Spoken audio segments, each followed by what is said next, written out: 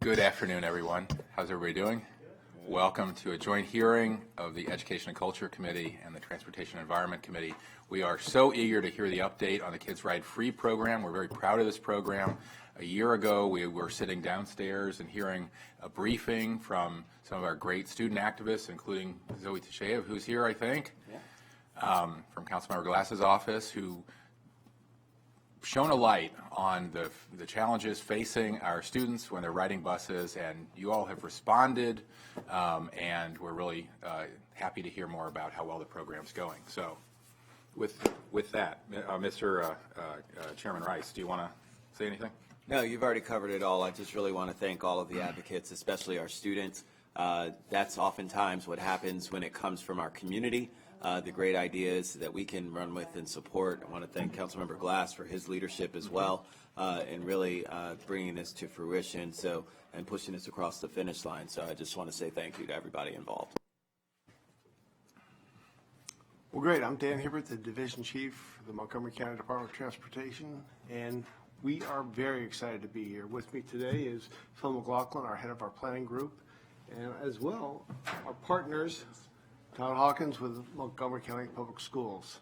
So we are really happy to be here. It's actually been quite fun to get this program up and running. We've seen a lot of great things happening in a very short period of time, so it's pretty cool.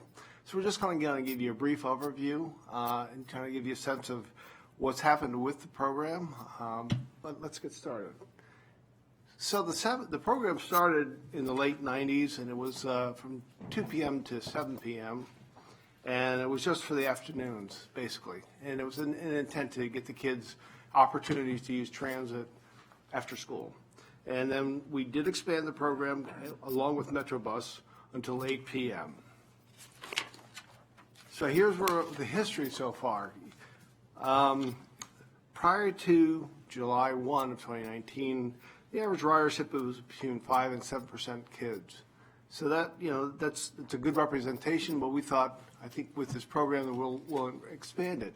And boy, did we expand it. It's pretty cool how the service running 22 hours a day, 7 days a week, we'll show you some further numbers how the ridership has spread out throughout the day. We still have most of our ridership after school, but certainly we're meeting needs of kids that we weren't meeting needs before. And I think that's what for me is personally exciting, because we're showing that transit is a real good alternative to getting around this county, and we have a pretty county to get around in. So if you look at the program expansion, we've seen a 57% increase in Kids Ride Free in just 6 months. That's pretty cool. Quite frankly, across the country, we are one of the leading groups and organizations doing Kids Ride Free. I think there's only 1 or 2 major metropolitan areas that are doing this. I think we're a nationwide trendsetter. We're also seeing an increase in our WMATA use for the kids. That's up to 51%. And if you look at the basic numbers, every month we had about 39,000 kids riding free before July 1. Now it's up to 59,000 kids are riding free on our ride-on system. It's pretty cool. And the other nice thing is our operators have responded really well. They understand that we have kids out there and we're taking care of the kids and being careful when we're operating our service. So we want to kind of give you a sense of, as I said, the expansion allowed kids to ride at different times of the day. So what I find interesting is 5% of kids are riding after 8 p.m. I really like that. That means they're in a safe ride-on bus getting to where they need to go. We're also covering weekends where they never had that service before, and certainly even early mornings from 6 a.m. to 9 a.m., 11%. So these are pretty interesting statistics that also show you that transit can be part of their daily lives. And basically, for me, it's more customers for the rest of the life. We have done an extensive outreach. We continue to do so. But quite frankly, our social media seems to be our best way of getting the word out. We have a large supply of youth cruiser cards, which we're still pushing because we'd rather have them using the youth cruiser card, but certainly we're accepting all the kids when they get on board the bus. And we are working with our friends at MCPS, which we really appreciate because they have been so helpful where all the schools have been supporting this process. So, the one challenge we always have with any kind of program like this is what are the cost implications? I think okay, you just click on the bottom slide maybe?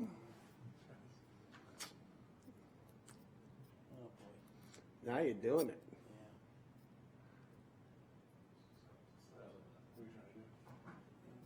Go to slideshow. Very top. All righty. If you want to, one more slide. That's good. So for the fiscal year, we expected to pay WMATA $951,000.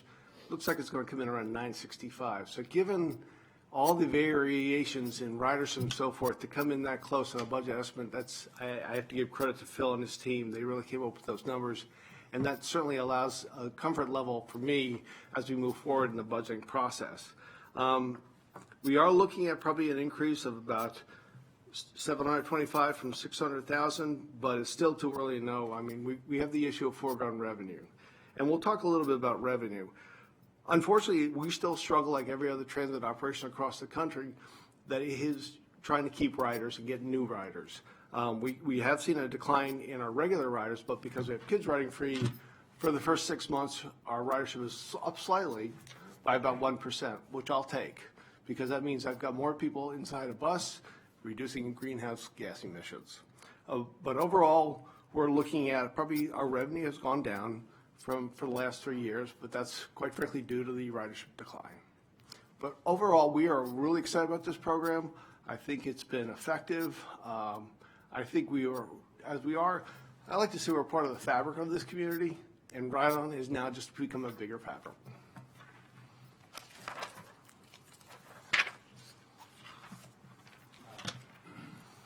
Sure. Thank you, Mr. Herbert. That's terrific. Congrats also on the chalkboard font. Very creative. I thought you'd like that. Yeah, you're up in your game. Anyway, Chairman Rice. Thank you very much, Mr. Chair. And let me just say thank you. This is exciting, incredibly exciting, and I'm not going to steal any of Councilmember Glass's thunder. So let me just go to something anecdotal. We just opened Topgolf in Germantown.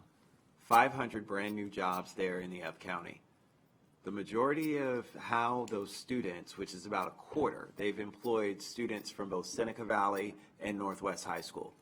The majority of those students get to Topgolf by taking the ride-on and going to the Germantown Transit Center and walking right across the street from the Germantown Transit Center, and there's Topgolf right there. That's great. Just phenomenal. Yeah. So again, when we talk about how it would support economic development, in addition to just making a better way of life in terms of meeting our, our goals when it comes to reducing greenhouse gases, all those kinds of things that we know. But anecdotally, there are so many other things that are also ancillary and so I had a conversation with Director Conklin, and I see in the back, and he knows about this. This is going to mean an even larger impetus for us to make sure that we continue to expand our ride-on routes, because there are a lot of people who, now that this service is free, a lot of people are going to want to use it more, and so we're going to have to take a look at some of those underserved areas and make sure that we're beefing them up to make sure that we can get to all of the kids to be able to use it now that it's free and that limitation is lifted. And so I look forward to working with DOT. You guys have been incredibly responsive, and I just want to say thank you for that. to continuing to move us forward and continuing to make sure that people understand, especially when it comes to the Up-County, that there still are mass transit options that are available that can get you to and from work. So thank you. That's it? Okay. Councilmember Glass, do you have? Yes. Jump in with a few questions after you. Thank you very much. Thank you, Mr. Chair. Exciting presentation. The numbers are great, and it shows that when we expand access and opportunity to transit, people are going to take it. And in this case, kids under the age of 18 are taking it. The numbers that you cited, 650,000 youth riding it within the first 6-month period, and a 57% expansion is huge. Yes. And I haven't done a landscape analysis of how that fares, no pun intended, with the other jurisdictions around the country who provide the same opportunity for students. But thank you for giving that perspective that clearly we're doing something right and we're doing something well here. And I also, the chair mentioned members of my team, but I do want to recognize Kayla Tengea and Zoe Tashiv, two of my interns who take the kids ride free to get here. And it was Zoe who I met more than a year ago in December of 2018 at Richard Montgomery, a few blocks from here. A newly installed member of the council I was, and in my conversation with her, she lamented about transit opportunities. And so this was a direct outgrowth of that conversation. And as has been noted, she worked very hard to help make this a reality. And so I just want to tip my hat to her for all the good work that she's done on behalf of her fellow students here in Montgomery County. Up-County. All county, all county, yes. As a Clarksburg High School student, transportation in general is a challenge, absolutely. So going through the packet and looking at the slides, I have some deeper questions I just want to ask about. Last year, the projection, the projection was that 600,000 new annual rides would be generated, and now you're saying it's closer to about 725,000? Right. So what factors went into determining those numbers, be it the 600,000 and now the projected 725,000? Phil McLaughlin. Well, let me talk about 725. Mm-hmm. So when a student boards the bus, it's a free fare. So they can use their school ID or they use a flashing a smart trip card. What happens at that point is the bus operator interfaces with our fare box, and he hits a key. We have a kids ride free key. He interfaces that with that key, and we can determine that a student rode. We have what we call automatic passenger counters on each bus, but it doesn't tell you the fare type or the type of individual is using it. So we can compare those numbers, and we've been fairly close with our APC data and our fare box data. So that's how we calculate the 725 for this year. We're projecting off of these first 6 months. The projection last year was a little bit trickier, okay, because we certainly had the same policy in place. We just had it in a smaller window of time, 2 to 8. So the bus operators hit the kids ride free button between 2 and 8. We found that they were hitting the button at other times during the day. You saw some of the data you may have seen in Glenn's packet here. There's some weekend data in there, and certainly during we have early dismissal days for snow or for exams, and our fare policy is we want these kids to ride the bus. So at 12:30 they're getting on the bus operators are interfacing with the key, even though the program wasn't actually in place at that time. We still allow them to hit the key. So it's a little trickier grabbing last year's data when we only had that small window. This year it's a little bit different. Everything is a kids ride free. If you're a student riding, you're hitting that key. So that's how we came to those numbers. And the projection was based off of how many kids we thought we could attract to ride the service who weren't otherwise riding today. Really just a lot of professional judgment. Sure. So I appreciate that level of candor, because last year when we were having this conversation, the cost estimate for the program was approximately $600,000, right? And that was. No, the cost, it was. So let me clarify. The cost was $1 million, $600,000 towards ride-on. That's what we're talking about, the $400,000 to Amana. Yes, right, yeah. So So the cost estimate was $600,000 based on the loss of ridership that was projected. And so you just said that there were some difficulties in actually figuring out what that ridership number is, and now we have the hard data because of the passes.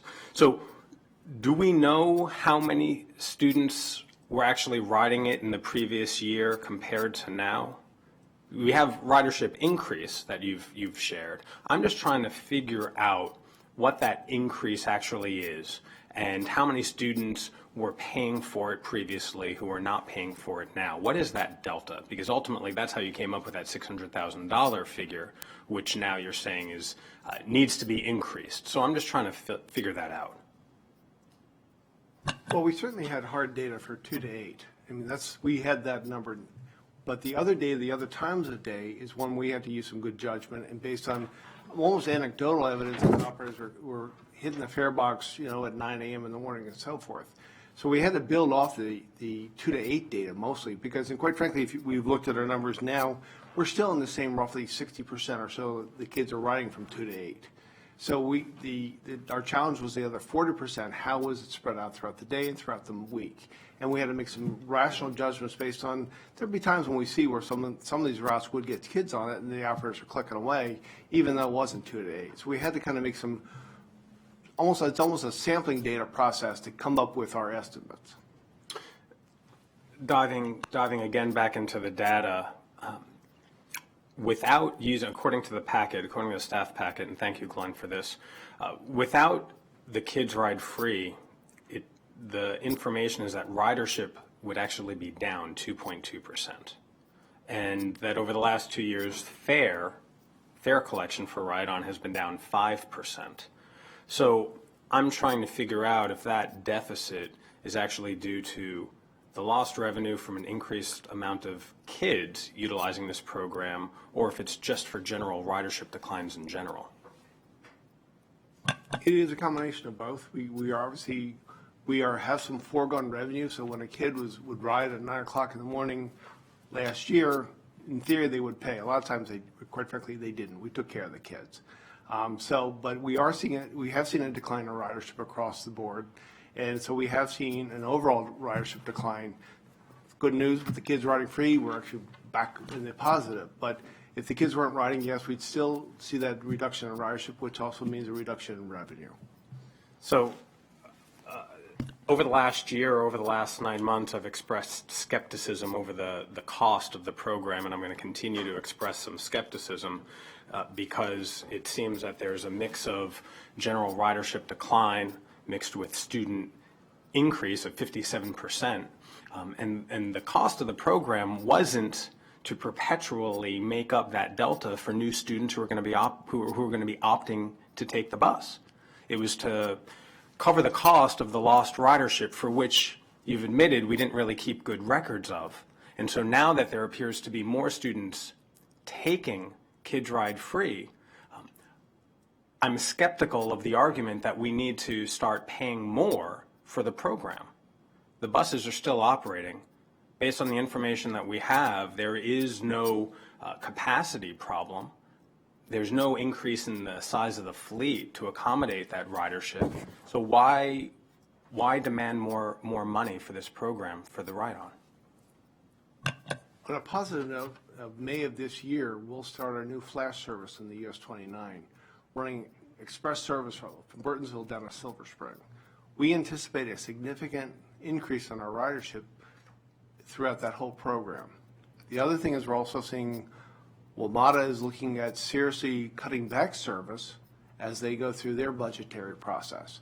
Those customers will still need to get around, and we're going to be there as ride-on to take them where they need to go. So there are things that, transit is kind of a dynamic thing. If you even look at some of our numbers, how 1 month is off from another month, well, it's dynamic because of when we recalculate, when we get the fares from WMATA. If we have a rough month in February of snow, my ridership will be down, and then come March, it'll pop back up. But the cool thing is, because we're doing new programs like the Flex, like the Flash, and putting innovative programs out there like electric buses, which we hope to have in service in March, we're trying to do everything we can to make transit as an attractive alternative to using their car. And that's one thing that we can do, and we can demonstrate that when you put the service out there, people do use it. And I absolutely agree with that concept, and I think that that theory bears fruit in this data, that when we lower the cost of entry and expand the service, people are going to opt into it, and that is exactly what the goal here has been. I'm just skeptical of the budgetary line items as they've been described. So as we continue this conversation into the FY21 budget, I'll be just candid and put you on notice that I'm going to continue drilling down on this, and whether or not we want to reframe our thinking about expanding transportation access as a whole within the ride-on system. I think that is a fair conversation to have, rather than trying to increase the budgetary cost of this one program to offset needs throughout the system. Okay. Mr. Glasgow, yeah. clarify one point. So, you know, there's two components to the revenue. You had mentioned that. So the WMATA, there's a very high confidence level in that $400,000 payment to WMATA. We're tracking there. We've already made the payments through the first 6 months. We're tracking very nicely through the end of the year. So it's a high confidence level there. It's a $600,000 where there's probably a little bit lower confidence level at this point in the process. Well, and the data was inconclusive last year, and it remains inconclusive. That's what you're telling me. So, a few more questions, just real quick. Pardon me? I thought you just said it was very conclusive. WMATA was, not the ride-on component. The ridership numbers are very conclusive. Attributing the revenue to a particular rider class is where it gets a little problematic because of how people pay differently to get on the vehicle. So the ridership number is very high confidence level. Revenue attributable to one particular fare class is when it gets a little bit tricky. Yeah. The 37% increase in after-school usage due to the program, do you think that, what do you think that means towards general outside transit usage or demand for transit usage? If it's 37% increase in after-school, does that put any other unduly met demand, place any other unduly met demand or create opportunities for other types of services? We certainly have the capacity to handle the additional ridership. We're good there. Okay. And then One other thought on that is that there's a big advertising or marketing. Director Conklin, could you introduce yourself for the record? Oh, I'm sorry, Chris Conklin, Director DOT. We had a large push to make this program more visible and aware to the student populations in schools, so there's probably an uptick of use because of awareness of their ability to use it in addition to the fare free. which is great, and again, that's the goal. I would just want to turn it over to MCPS. You know, somewhat continuation of the conversation we had not, an hour or two ago. But I'm curious to know, with the uptick in ridership within the ride-on system, what has this done to the bus fleet and the usage of the MCPS yellow buses? So we are not seeing a drop-off in ridership on MCPS buses anywhere near these numbers, right? So we think many of those are walkers that and folks that were previously getting to school other ways other than the school bus. We are not seeing transition from school bus to ride-on. No noticeable difference in the bus fleet. No. Interesting. Could be cars, could be walkers, could be, yeah. I think there's a lot of folks that were previously walking to school in walk areas that are using ride-on. Interesting. Not necessarily the response I was expecting, but it'll beg more questions for me later on. I think the reason, and this is actually kind of what I did expect, I think that the school bus service is tailored specifically to get students from where they are to where they need to go at the time they need to be there, right? And so ride-on is, of course, tailored for the general population, and so doesn't meet, in many cases, those specific needs of students. And so I think that in many ways, the transportation system designed specifically around those student needs is in most cases, when you have both available to you, I think the one that's specifically designed around your needs is is going to be more attractive in most cases. Well, picking up on that point, thank you for that. I just want to state for the record that in the last number of weeks, I've received a number of complaints from parents whose kids do rely on the Kids Ride Free and the bus system, particularly a number of complaints regarding ride-on number 42. Not showing up on a few different instances for kids who are leaving the Charles E. Smith Day School, and then right on number 73 regarding some confusion with rush hour and non-rush hour loops. And so if you could just elaborate a little bit about some of the, I guess, personnel situations or other demands that the fleet might have that have resulted in some of these constituent complaints.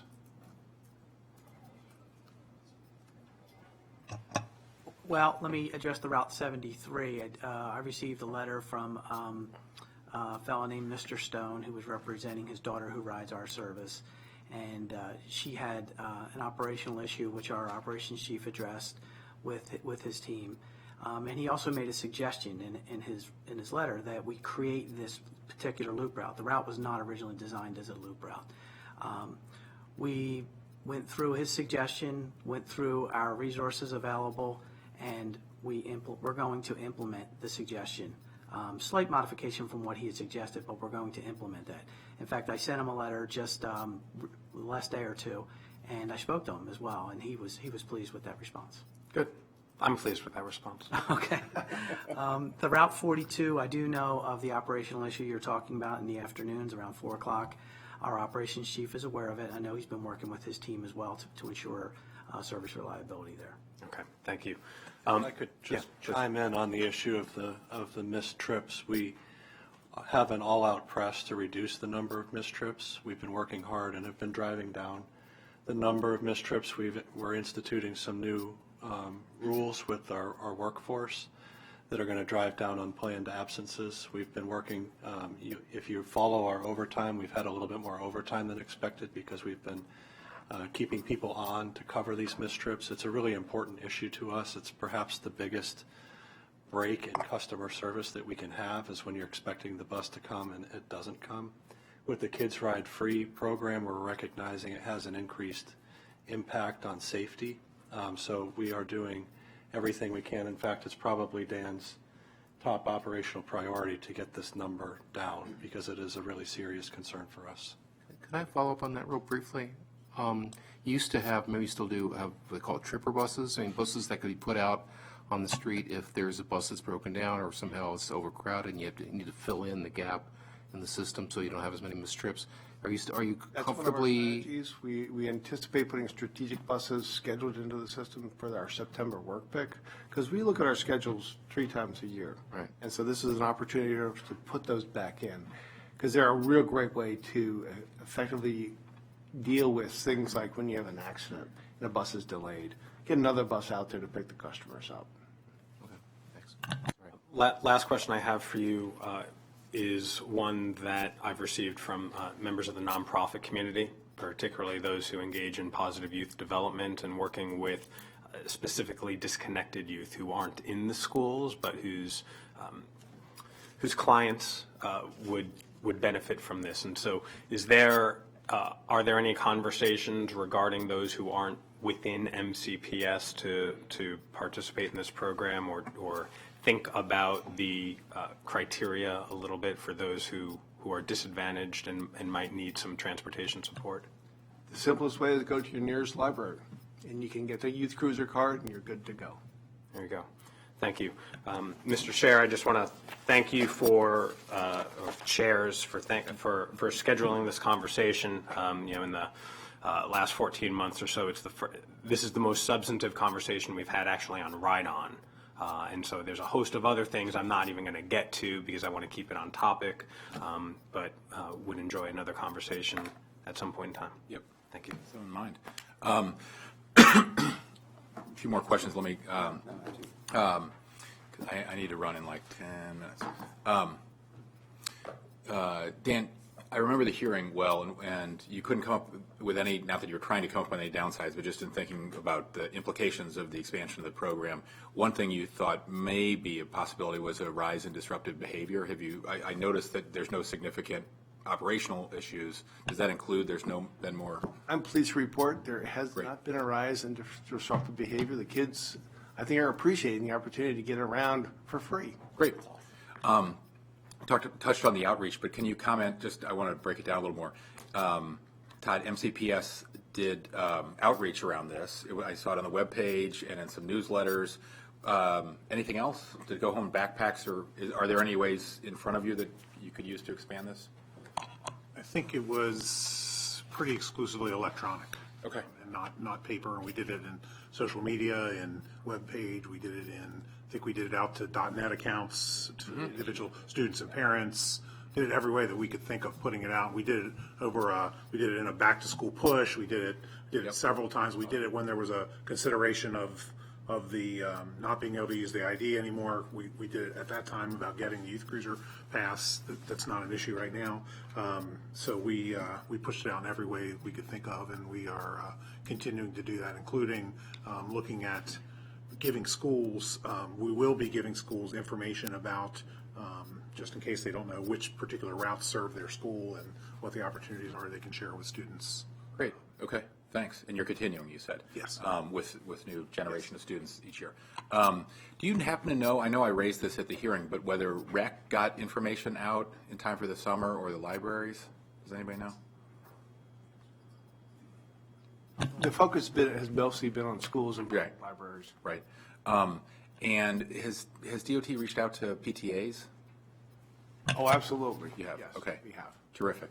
I'm wondering, now that it's in place, have there been any efforts to survey drivers about their reactions and their thoughts on how to improve the program? Well, we as an organization try to get feedback from our operators all the time. I'm questioning, I go out to the depots every single month, every single depot, say, how are things going? How are the kids doing? I said, not a problem.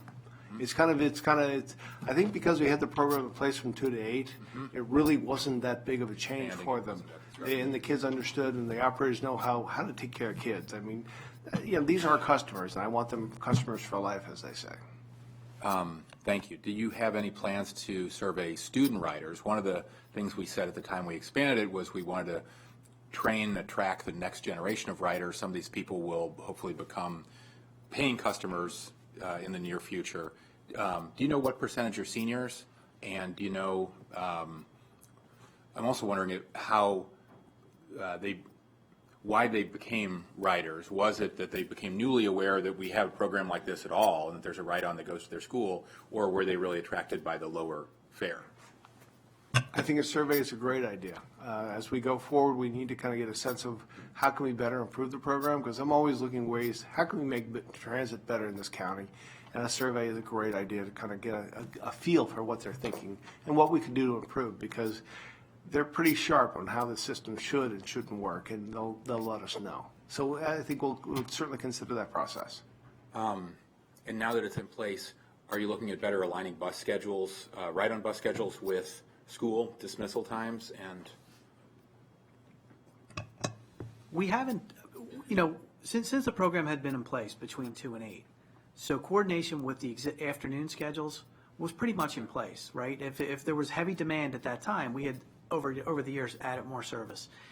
The AM, we were prepared to look at this, but we haven't heard from any specific school that says, you know what, this bus really is 20 minutes too late or 20 minutes too early. I haven't really heard that. We were prepared to look at that and make adjustments if necessary, but we hadn't gotten to that point. okay, we've heard. I too have heard some instances of students facing long wait times, so I'll pass those on after the hearing. We talked about scratches. Let me go in a different direction now that this program's in place and it's been a big success, or it's expanded and it's been a big success. Periodically, you all know we receive requests to make ride-on free for all riders, right? And when I've raised this, there's always the trade-off between ridership and cost.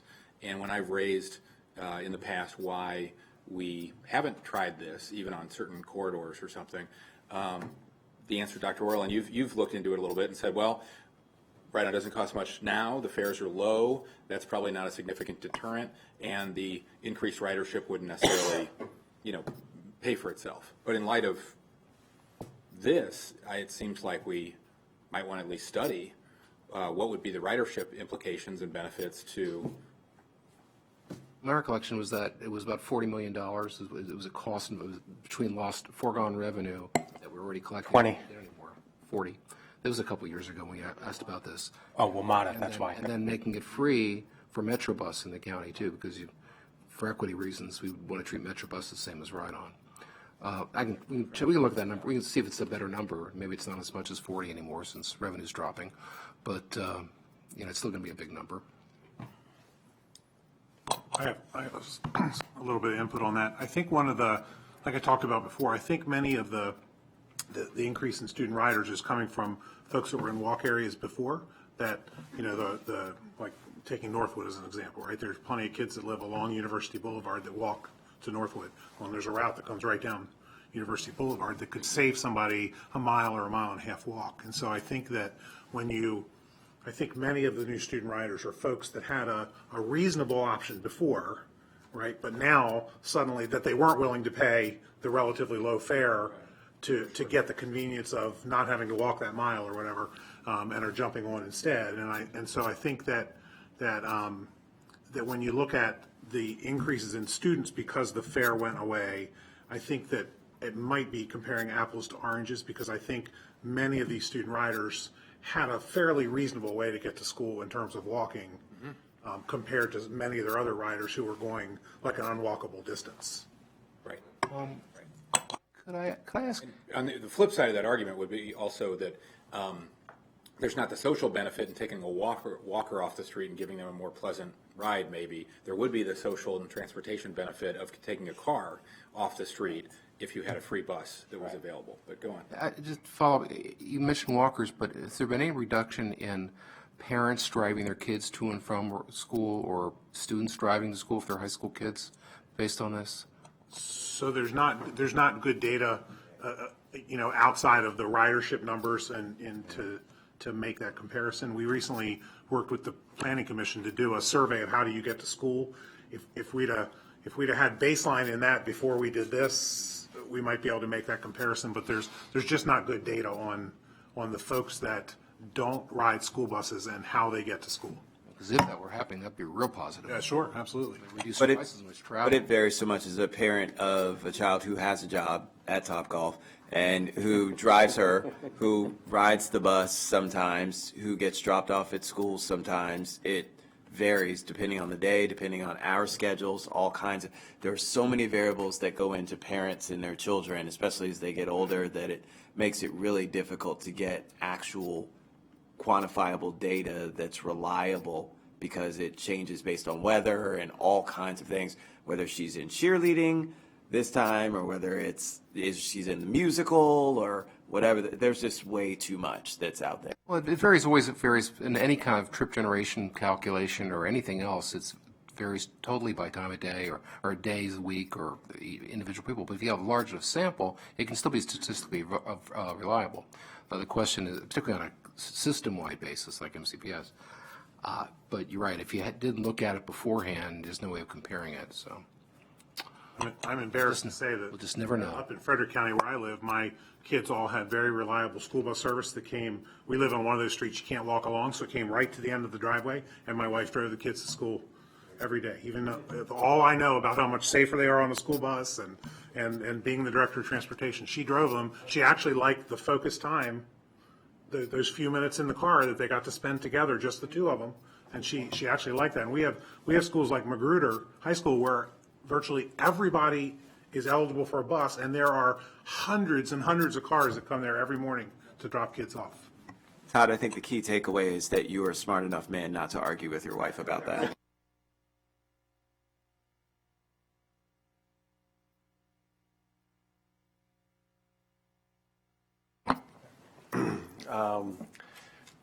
I think in the big picture, this is definitely a revenue positive for the county, because we're going to create more transit riders, and we're creating people whose lifelong experience now is going to be different, and they're going to be forming attitudes about transit that I think they'll stick with them. Your comment about those might be kids who otherwise were walking did resonate with me. I remember as a kid, if I could have taken the bus, I would have, but I had to walk. And occasionally I took the bus when I had a quarter. As I got older, I could afford the fare, and then I took the bus everywhere. But when I was in elementary school, for example, I was a walker. So both ways. So that makes sense. But in any event, this seems like a very terrific step forward. And I like, my kid is riding the bus, as I said last time. He's using it, and his lifestyle has changed. Now he takes the bus to downtown Silver Spring with his friends on a regular basis. I did want to say, have you done a video, like a how to ride the bus video? I think that would be helpful. The story of how my son became a bus rider without consulting me, he had a friend who knew how to ride the bus. And him and his buddy and this other friend all did it together for the first time. And then once they did it, then they could do it themselves. So someone in that network has to be a rider. And, maybe the kids have their own way of finding who that kid is. And I haven't heard about this first kid. I haven't heard about him since. They moved on. But That's a great idea. I think. I think a video, like how to ride a bus, how to use, real-time apps to find out the schedule, where to get a paper schedule if you want one, but how to find out how to do it. I think that's would be well received. Certainly. We would certainly be happy to help push that out. Yeah. Terrific. We're in the beginning stages of developing some travel training ideas and programs, and you'll be hearing more about that super near future. Thank you for the program. I think it's terrific, and thank you, Councilmember Glass, for pushing on it. It's a big step forward. And I have become my kids are Don't accept that title, huh? testing the boundary of independence. And I'm happy for them. I mean, it's the same thing I did when I was a kid. Don't get me wrong. Like I took the bus across town, all through middle school and into high school, elementary school a little bit. So it's great. It's really fun.